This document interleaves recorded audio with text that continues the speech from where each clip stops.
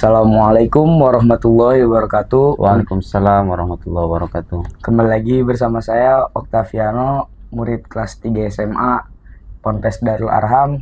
Di sini saya masih ditemani dengan guru saya yaitu Ustadz Muhammad Nurdin. Apa kabar, Ustadz? Alhamdulillah. Kita lanjut lagi ya obrolan pesantren. Saya sering dengar kabar nih, Ustadz, di media-media sosial gitu. Itu ada kiai-kiai atau ustadz-ustadz yang suka cabul ke santri-santrinya, sodomi. Sodomi, ya. Nah, itu gimana, Kok bisa Ustadz? gitu Kok bisa ya? gitu, Ustadz? Iya. Nah, ini pertanyaan bagus karena berita-berita itu seringkali membuat orang jadi punya pandangan negatif tentang pesantren. Jadi harus dibedakan begini. Harus dibedakan antara pemahaman orang tentang agama dengan pengamalan terhadap ajaran agama. Jadi yang namanya ustadz, namanya kiai itu udah pasti tahu halal dan haram, ya kan? Udah pasti paham tuh bahwa perzinahan tuh hukumnya haram, apalagi sodomi. Udah pasti tahu. Tapi nggak semua orang yang tahu dan paham itu mengamalkan, ya nggak? Iya. Nah, jadi beda. Dua hal itu beda ya. Nggak selamanya orang paham agama, ustadz, kiai, belajar agama banyak, terus kemudian dia mengamalkan apa yang dia pahami. Nggak selamanya.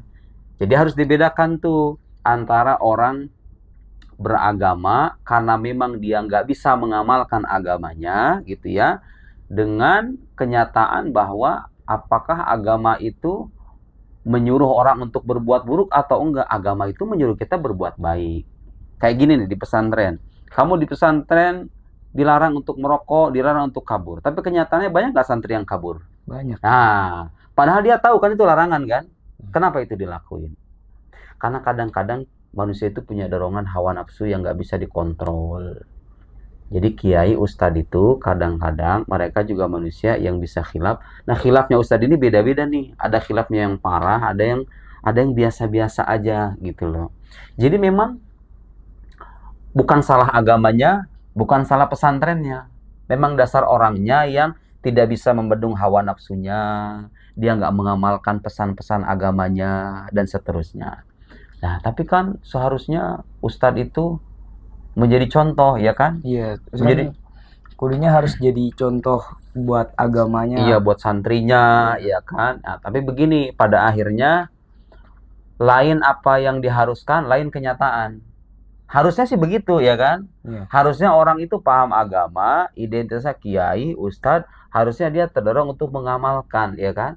Tapi kan pada akhirnya begini, nah, manusia itu punya hawa nafsu yang kadang-kadang tuh ada sebagian orang bisa mengendalikan, ada yang enggak. Ya kan? Iya. Ya, orang beragama sendiri kadang kita nggak mengingkari tuh ada muslim yang jadi koruptor. Ada muslim yang mohon maaf bahasanya cabul, ya kan? Bahkan dia identitasnya ustadz. Kenapa bisa begitu? Yaitu karena tadi. Karena pada akhirnya dia itu manusia yang dalam mengontrol nafsunya itu kadang ada yang gagal, ada yang berhasil, paham nggak? Jadi masalah utamanya itu. Masalah utamanya itu bukan pesantren, bukan agama. Nah, masalahnya kadang-kadang ada tuh sebagian orang-orang yang menjadikan agama itu sebagai perantara untuk melampiaskan nafsu bejatnya, ya kan? Ah, itu lebih parah lagi. Dosanya berkali lipat lagi. Udah mah dia itu paham, nggak ngamalin lagi, ya kan? Ya, semua akan dimintai pertanggungjawaban. Tapi yang jelas, kalau kita lihat ajaran agamanya, pesantrennya. Sekarang begini, kita harus adil nih. Di pesantren ini jumlahnya pesantren ada berapa sih? Ada ribuan kan? Ribuan. Dari Sabang sampai Merauke itu. Di Tangerang aja ada berapa? Sekarang lihat sama kamu. Kira-kira lebih banyak ustadz yang benar apa ustadz yang cabul? Ustadz yang benar. Bagus. Jadi nggak adil kalau kita memframing pesantren itu mengajarkan hal yang tidak senonoh, sementara pesantren itu jauh lebih yang lebih banyak itu jauh lebih sering mengajarkan kebaikan. Ini pesantren yang benar itu jauh lebih banyak ketimbang pesantren yang bermasalah atau ustadz yang bermasalah, ya kan? Nah, tapi sekarang itu kita hidup di zaman permainan narasi media.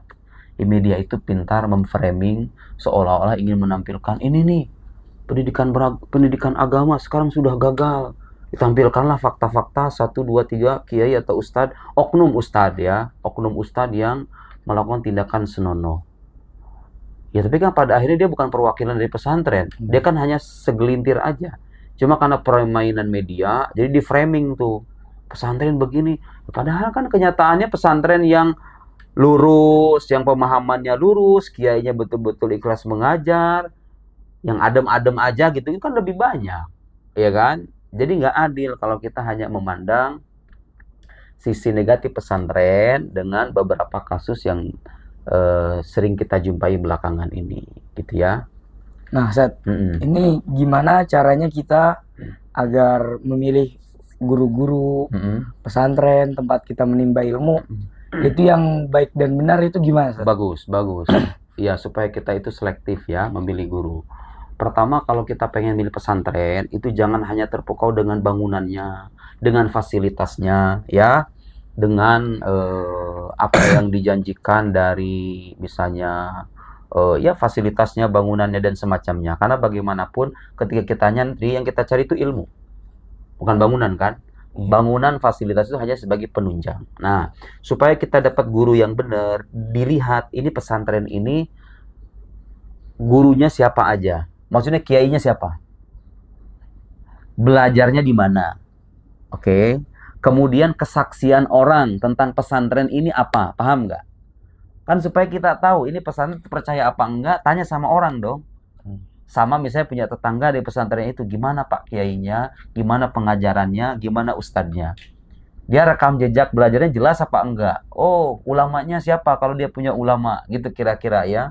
Kemudian ilmu yang diajarkan, benar atau enggak. Ada penyelewengan apa enggak. Kita bisa nanya kan sama orang ketiga, sama teman, sama tetangga.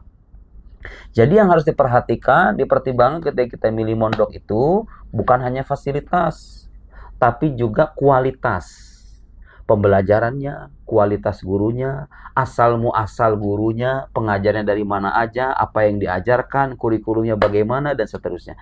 Dan dilihat juga alumninya kalau perlu. Ini alumni punya kiprah banyak. Oh, berarti itu pesantren insya Allah punya mutu, berarti kan? Karena nggak mungkin ada pesantren yang nggak punya mutu bisa menghasilkan alumni-alumni yang bermutu, ya kan?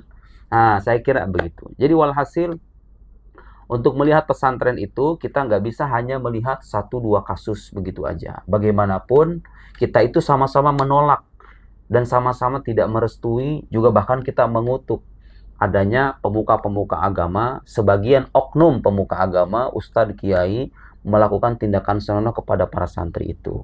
Gitu ya. Itu bukan ajaran pesantren, itu bukan perwakilan dari suara orang-orang pesantren, itu hanya penyelewengan. Kenapa terjadi penyelewengan? Ya karena dia manusia. Mungkin imannya masih lemah, nafsunya masih kuat, ya kan? Loh kok bisa begitu? Ya iya, ustadz juga yang paham agama ini, tadi saya bilang, nggak selamanya mengamalkan agamanya. Tapi kan harusnya mengamalkan. Ya harusnya mengamalkan. Makanya itu menjadi panggilan nurani harusnya gitu ya. Anda yang menjadi ustadz, menjadi kiai, harusnya punya kesadaran lebih. Oh, saya ini pemuka agama, harusnya jangan melakukan hal semacam itu. Saya kira begitu ya, saya kira begitu. Mungkin itu aja. Jadi semua yang berita-berita yang di luar sana tentang ustadz-ustadz yang cabul, yang selain dan sebagainya, itu hanya oknum. Itu hanya oknum, dan itu bukan salah pesantrennya, bukan salah agamanya, tapi kembali lagi kepada diri itu sendiri, kepada dianya, kepada oknum-oknum itu yang nggak bisa menjaga hawa nafsunya. Dan dan pesantren yang lurus tuh jauh lebih banyak. Dan ya juga pesantren lurus di Indonesia ini masih banyak, bahkan jumlahnya ribuan. Iya, betul. Kira begitu ya. Mungkin itu aja. Semoga menjadi pencerahan untuk para orang tua untuk mencari pesantren. Apa kurang lebihnya mohon maaf. Semoga kita bisa bertemu di lain waktu. Assalamualaikum warahmatullahi wabarakatuh. Waalaikumsalam.